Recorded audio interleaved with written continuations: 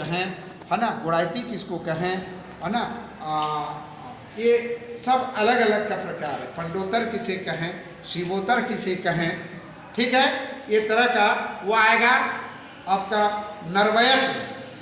तो नरवैत क्या है, नरवैत बताना होगा। और इस तरह से नियम जो अभी आप लिखे हैं वह नियम जो है इस तरह का बात है।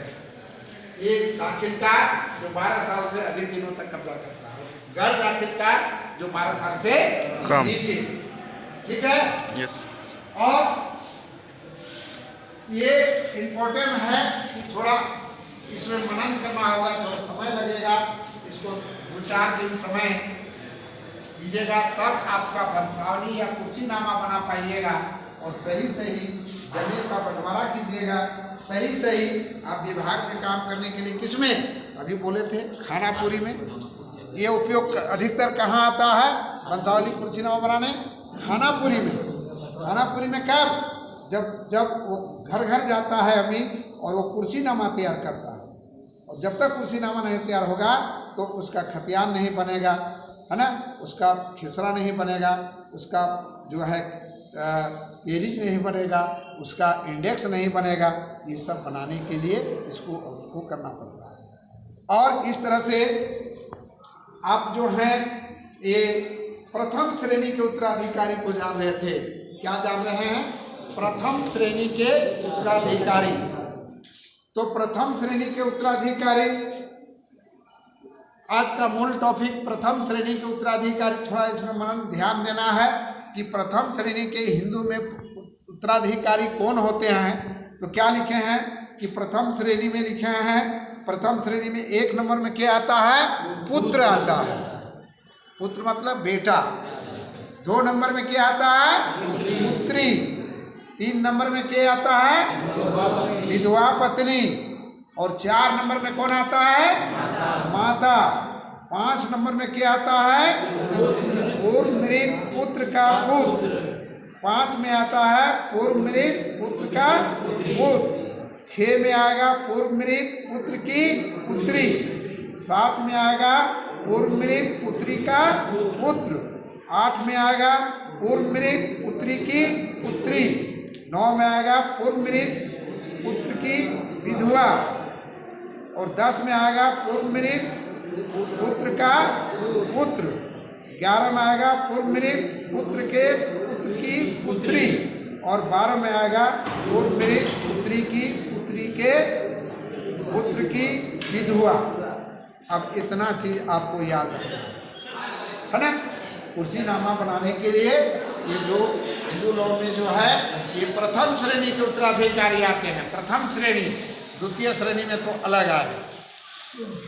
और प्रथम श्रेणी के उत्तराधिकारी में अमीन को जहाँ तक संभव हो उतना आपको याद रखिए। और तब आपका नाम क्या होता है, आप अपने समाज के लिए क्या हैं, एक जज है। जज है ना, तब ना फैसला सुनाता है अमीन कि ये ज़मीन किनका होगा, ये ज़मीन किनका होगा, ये पंजी 2 में किनका नाम होना चाहिए, पंजी ई में किनका होना चाहिए, है ना, रजिस्टर 2 में किनका नाम होना चाहिए। और इस तरह करके आप ज़मीन का निर्णय लेंगे। और इस तरह हम फिर इससे बाद इस संबंध में जो है कुछ अमीन को स्मरण रखना होगा कि भविष्य में कि इसके संबंध में बाद में लिखा देते हैं कि इसके संबंध में बहुत सारा चीज़ आपको स्मरण रखना होगा।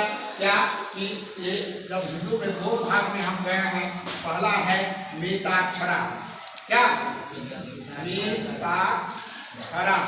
मिताक्षरा का हम बोले थे, और दूसरा बोले थे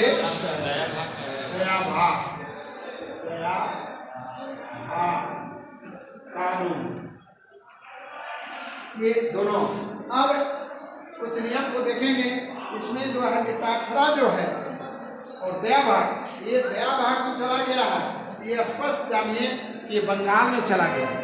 ये कानून, ये नियम बंगाल में है। और हमारे यहाँ कौन है, क्या है, मिताक्षरा कानून। और मिताक्षरा कानून जिसमें आएगा उसमें हम लोग इस तरह का याद करेंगे। और याद करने के बाद हम ज़मीन का निकालेंगे, बांटेंगे, काटेंगे, टुकड़ेंगे, जैसे करना है वैसा करेंगे। ठीक है, उसका अंश देंगे।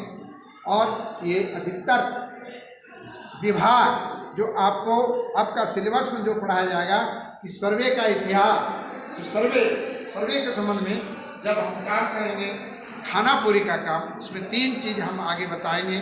सर्वे का 3 चरण, पहले किश्तवाड़ का बताएंगे, फिर खानापुरी का बताएंगे, फिर तस्दीक का बताएंगे। किश्तवाड़ का मतलब होता है टुकड़ा करना, खानापुरी का मतलब होता है रिक्त स्थान को भरना, और तस्दीक का मतलब होता है जांच पड़ताल करना। खानापुरी में ये जो जितना प्लॉट नंबर भरा हुआ है ना, तो उसमें तरह तरह का क्वेश्चन आएगा कि बट्टा नंबर किसे कहते हैं, बट्टा नंबर किस परिस्थिति में दिया जाता है, तो खानापुरी में दिया जाता है। समझ गए? तो सर्वे जब आएगा तो सर्वे करने का क्या नियम है, उसमें 10-20 को नियम जाना है कि सर्वे का पालन आप कैसे करते हैं।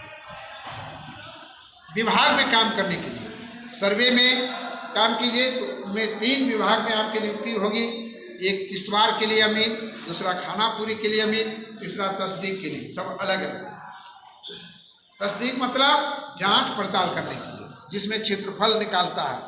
जो अभी देखते हैं ना कि किसी ज़मीन का क्षेत्रफल निकाला गया है, तो कुछ ज़मीन सरजमीन में है कुछ, और खतियान में है कुछ। तो खतियान में इसलिए लिखा गया है, जो आप लिखे होंगे कि आधा से अधिक होने पर 1 जोड़ दिया जाता है, और आधा से कम होने से उसको छोड़ दिया गया है सर्वे में। कभी सर्वे में आधा का हिसाब नहीं लिया गया। तो वो सर्वे में क्या होता है, किश्तवाड़ में उसमें 4 अमीन की नियुक्ति की जाती है 1 प्लॉट का क्षेत्रफल निकालने के लिए, और चारों निकाल के उसको जोड़ दिया जाता है और 4 से भाग दे दिया जाता है, और जो भागफल आता है वही खतियान में चढ़ता है।